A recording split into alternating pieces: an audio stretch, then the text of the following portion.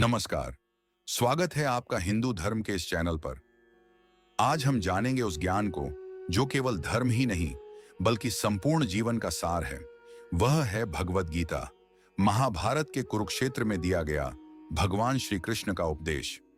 यह केवल युद्ध भूमि की बात नहीं बल्कि जीवन के हर संकट में मार्गदर्शन देने वाला शाश्वत ज्ञान है। भगवत गीता केवल एक ग्रंथ नहीं बल्कि जीवन जीने की कला, संकट में धैर्य रखने की शक्ति और आत्मा को समझने का मार्ग है। आज हम जानेंगे 18 अध्यायों को एक एक करके विस्तार से, जहां हर अध्याय हमें जीवन का नया दृष्टिकोण देगा। तो आइए शुरुआत करें पहले अध्याय से। कुरुक्षेत्र का विशाल मैदान, चारों ओर रणभेरी की गूंज। पांडव और कौरव दोनों सेनाएं आमने सामने खड़ी हैं। हजारों योद्धा, असंख्य रथ, हाथी, घोड़े और बीच में अर्जुन का रथ, जिस पर सारथी हैं स्वयं भगवान श्री कृष्ण। अर्जुन कहते हैं, मधुसूदन, मेरा रथ दोनों सेनाओं के बीच ले चलो। मैं देखना चाहता हूं कि आज मुझे किन किन के साथ युद्ध करना है। कृष्ण मुस्कुराते हैं और रथ को सेनाओं के बीच ले आते हैं। अर्जुन अपने ही गुरु द्रोणाचार्य, अपने ही पितामह भीष्म, अपने बंधु बांधव, रिश्तेदार, मित्र और शुभ चिंतकों को देखता है। उनका हृदय कांप उठता है। वह कहते हैं, हे कृष्ण, यह युद्ध मैं कैसे करूं? जिनसे मैंने शिक्षा ली, जिनके साथ खेला बढ़ा, जिनसे प्रेम किया, उन्हीं को मारकर मैं क्या पाऊंगा? राज्य, सुख, वैभव? नहीं, इन सब का कोई अर्थ नहीं है। अर्जुन का मन विचलित हो जाता है। उसके हाथ कांपने लगते हैं। धनुष गांडीव हाथ से छूट जाता है। वह रथ में बैठ जाता है और कहता है, हे कृष्ण, मैं युद्ध नहीं करूंगा। कृष्ण अर्जुन की ओर देखते हैं और मुस्कुराते हुए कहते हैं, अर्जुन, यह कमजोरी तुझे शोभा नहीं देती। यह नपुंसकता का भाव त्याग। उठ, युद्ध के लिए तैयार हो। अर्जुन जवाब देता है, हे माधव, आप मुझे क्यों युद्ध के लिए उकसा रहे हैं? कैसे मैं अपने ही गुरु, अपने ही पितामह पर बाण चला सकता हूं? मैं आपके शरण में आया हूं। आप ही मुझे बताइए, क्या करना उचित है? मैं आपका शिष्य हूं। यहीं से शुरू होता है गीता का असली उपदेश। कृष्ण कहते हैं, हे अर्जुन, जिस कारण तू दुखी हो रहा है, वास्तव में उसका कोई कारण नहीं है। तू जिस शरीर को अपना मान रहा है, वह नश्वर है। आत्मा न जन्म लेती है, न मरती है। आत्मा अजर अमर शाश्वत है। जिस प्रकार मनुष्य पुराने वस्त्र त्याग कर नए वस्त्र धारण करता है, उसी प्रकार आत्मा भी शरीर बदलती रहती है। मृत्यु निश्चित है जन्मे हुए के लिए, और जन्म निश्चित है मृत हुए के लिए। इसलिए जिस पर तेरा बस नहीं है, उसके लिए शोक मत कर। फिर कृष्ण कर्मयोग का मूल सिद्धांत बताते हैं, हे अर्जुन, तेरा केवल कर्म करने का अधिकार है। फल की चिंता मत कर। फल की इच्छा से कर्म मत कर, और कर्म न करने में भी आसक्त मत हो। समत्व भाव से कर्म कर, यही योग है। कृष्ण आगे बताते हैं, ज्ञानी पुरुष सुख दुख, लाभ हानि, जय पराजय में समान रहते हैं। जो इंद्रियों पर संयम रखता है, वही स्थिर बुद्धि कहलाता है। जैसे समुद्र में अनगिनत नदियां गिरती हैं, फिर भी समुद्र अपनी मर्यादा नहीं छोड़ता, वैसे ही ज्ञानी मनुष्य भी इच्छाओं के आने जाने पर विचलित नहीं होता। अर्जुन फिर प्रश्न करता है, हे माधव, यदि ज्ञान ही श्रेष्ठ है, तो फिर आप मुझे युद्ध जैसे कर्म के लिए क्यों प्रेरित कर रहे हैं? यदि ज्ञान से ही मुक्ति मिलती है, तो कर्म क्यों आवश्यक है?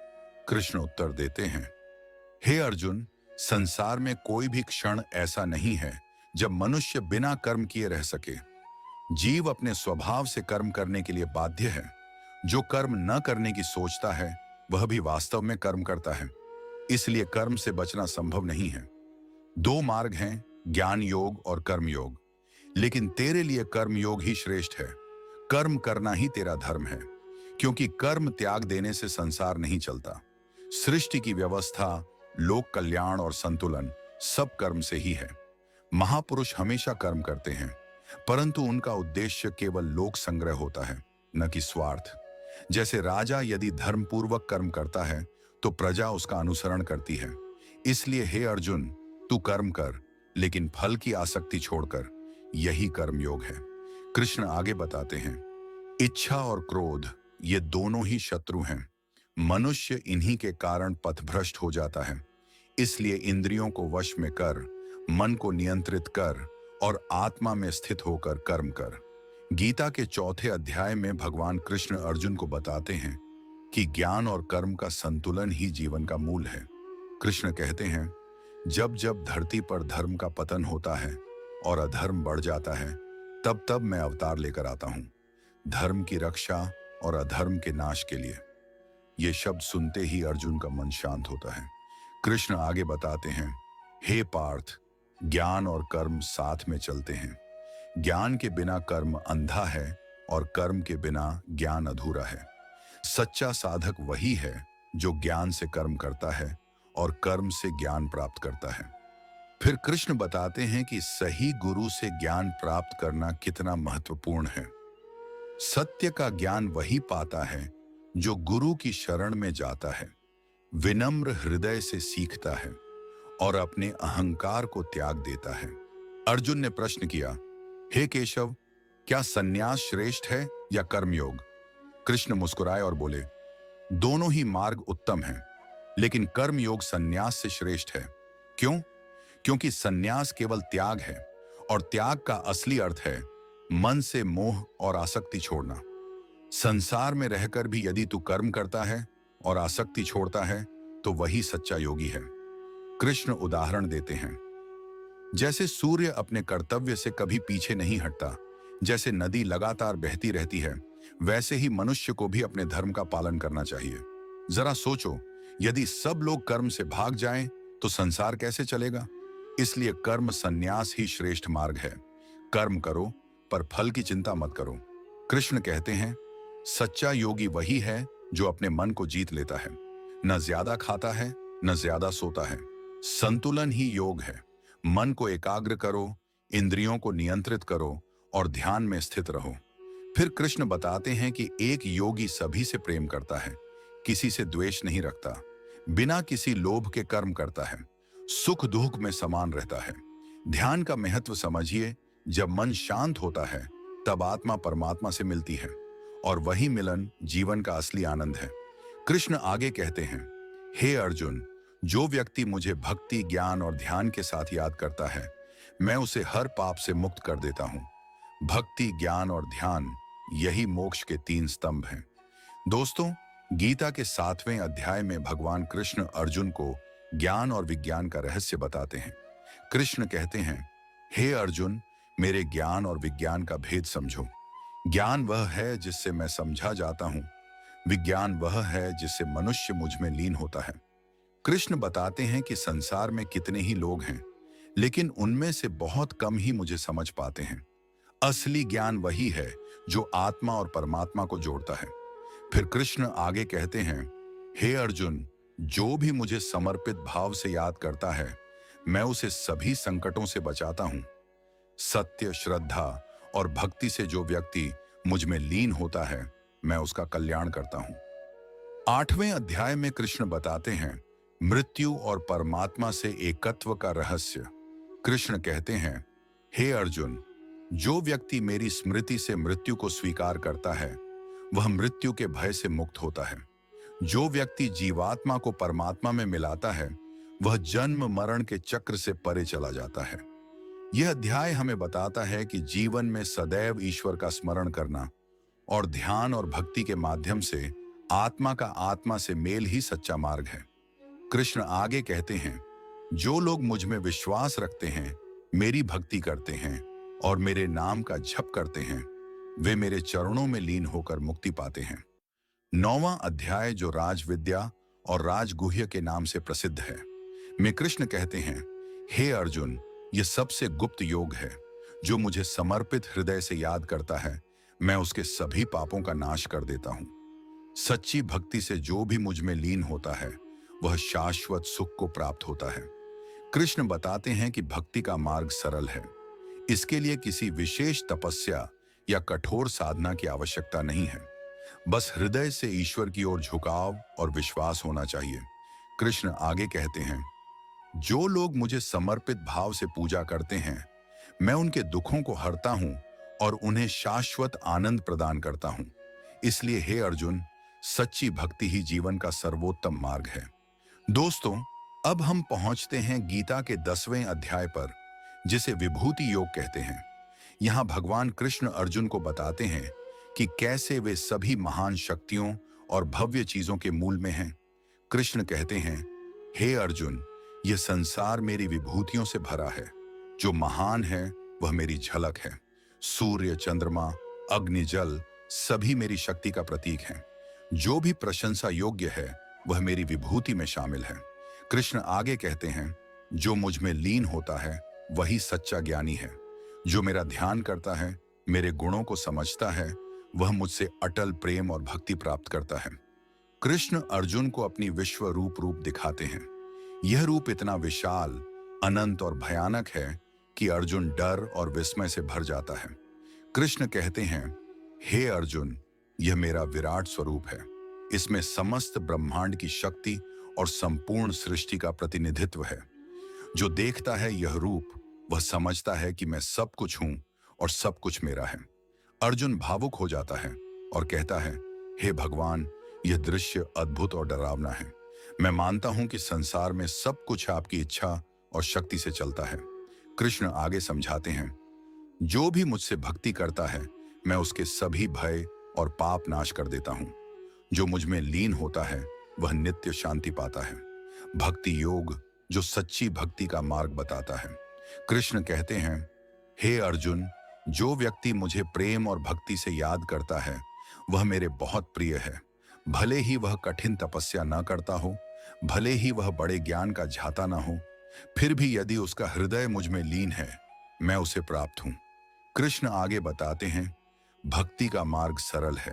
सत्य बोलो, अहंकार मत रखो, सबके साथ समान व्यवहार करो और मन में मुझसे प्रेम रखो। इस अध्याय में स्पष्ट किया गया है कि सच्ची भक्ति में कठोर नियम नहीं, केवल श्रद्धा और प्रेम चाहिए। इस अध्याय में श्री कृष्ण कहते हैं, हे अर्जुन, शरीर, मन और बुद्धि सब क्षेत्र हैं और मैं उसका क्षेत्रज्ञ हूं। जो व्यक्ति अपने अंदर के क्षेत्र को समझता है वह आत्मा और परमात्मा का अंतर पहचानता है। कृष्ण समझाते हैं कि संसार में जो कुछ भी अनुभव होता है वह सभी ज्ञान और कर्म का क्षेत्र है, लेकिन जो इसे पहचानता है, जो क्षेत्रज्ञ है, वही सच्चा ज्ञानी है। कृष्ण आगे बताते हैं, हे पार्थ, इस ज्ञान से मनुष्य अपने अहंकार, माया और मोह को पार कर सकता है। जो अपने अंदर के क्षेत्र को जानता है वही मोक्ष को प्राप्त करता है। यह अध्याय गुणत्रय योग जो जीवन के 3 गुणों का रहस्य बताता है। कृष्ण बताते हैं, संसार में 3 प्रकार के गुण हैं, सत्व, रजस और तमस। सत्व गुण से ज्ञान, शांति और संतुलन आता है। रजस गुण से कर्म, इच्छा और लालच बढ़ता है। तमस गुण से अज्ञान, आलस्य और भ्रम उत्पन्न होता है। कृष्ण आगे कहते हैं, जो व्यक्ति सत्व में लीन होता है वह शांति और आनंद पाता है। जो रजस और तमस में फंसा रहता है वह भ्रम और दुख में रहता है। कृष्ण कहते हैं, हे अर्जुन, मैं संसार का पुरुषोत्तम हूं। जो व्यक्ति मुझ में लीन होता है वह जन्म और मृत्यु के चक्र से परे चला जाता है। कृष्ण बताते हैं, जैसे एक बड़ा वृक्ष अपनी जड़ों से ऊपर बढ़ता है, वैसे ही जीवात्मा पुरुषोत्तम में लीन होकर स्थिर हो जाता है। यह अध्याय हमें ईश्वर के सर्वोच्च स्वरूप और उसके प्रेम में लीन होने का मार्ग दिखाता है। जो व्यक्ति सच्चे मन से ईश्वर की ओर झुकता है, उसके जीवन में स्थिरता, शांति और अनंत आनंद आता है। दोस्तों, अब हम गीता के 16वें अध्याय पर आते हैं, दैवी और आसुरी गुण योग। कृष्ण बताते हैं, संसार में 2 प्रकार के गुण हैं, दैवी और आसुरी। दैवी गुण ज्ञान, शांति, करुणा और संयम से भरे होते हैं। आसुरी गुण अहंकार, क्रोध, लालच और अज्ञान से भरे होते हैं। कृष्ण आगे कहते हैं, जो व्यक्ति दैवी गुणों में लीन होता है वह मोक्ष की ओर बढ़ता है। जो आसुरी गुणों में फंसता है वह दुख, भय और भ्रम में रहता है। यह अध्याय हमें स्पष्ट संदेश देता है, हमारे विचार, कर्म और इच्छाएं हमारे जीवन के मार्ग को तय करती हैं। श्रद्धात्रय योग अध्याय में श्री कृष्ण कहते हैं, संसार में 3 प्रकार की श्रद्धा है, सात्विक, राजसिक और तामसिक। सात्विक श्रद्धा में भक्ति, शुद्धता और संतुलन है। राजसिक श्रद्धा लालच और प्रदर्शन की ओर ले जाती है। तामसिक श्रद्धा अज्ञान और आलस्य में फंसाती है। कृष्ण आगे बताते हैं कि श्रद्धा का प्रभाव हमारे कर्म और जीवन पर पड़ता है। जो व्यक्ति सात्विक श्रद्धा में लीन होता है वह सुख, ज्ञान और मोक्ष की ओर बढ़ता है। जो व्यक्ति तामसिक या राजसिक श्रद्धा में फंसता है वह दुख, भ्रम और अज्ञान में रहता है। गीता का अंतिम अध्याय, अध्याय 18, जिसे कहते हैं मोक्ष संन्यास योग, जिसमें श्री कृष्ण संक्षेप में पूरी गीता का सार बताते हैं। हे अर्जुन, अब तू समस्त ज्ञान को समझ। कर्म योग, भक्ति योग, ज्ञान योग और संन्यास सभी मार्ग तेरे लिए खुले हैं, लेकिन याद रख, निष्काम कर्म, सच्ची भक्ति और आत्मज्ञान ही मोक्ष का मार्ग है। कृष्ण आगे बताते हैं, जो व्यक्ति अपने कर्तव्यों को पालन करता है, इच्छा और मोह से मुक्त होकर कर्म करता है, सच्चे मन से मुझ में लीन होता है, वह जन्म और मृत्यु के चक्र से मुक्त हो जाता है। अर्जुन कहता है, हे भगवान, आपने मुझे इतना विस्तार से ज्ञान दिया, अब मेरा मन शांति से स्थिर है। मैं पूर्ण रूप से समझ गया हूं कि कैसे जीवन में कर्म, भक्ति और ज्ञान को संतुलित करना है। कृष्ण अंत में कहते हैं, हे अर्जुन, यह गीता ज्ञान और कर्म का परम मार्ग है। जो इसे पढ़ता, सुनता और आत्मसात करता है वह अजर अमर बन जाता है। इस ज्ञान का पालन करना और इसे जीवन में उतारना ही सबसे बड़ा धर्म है।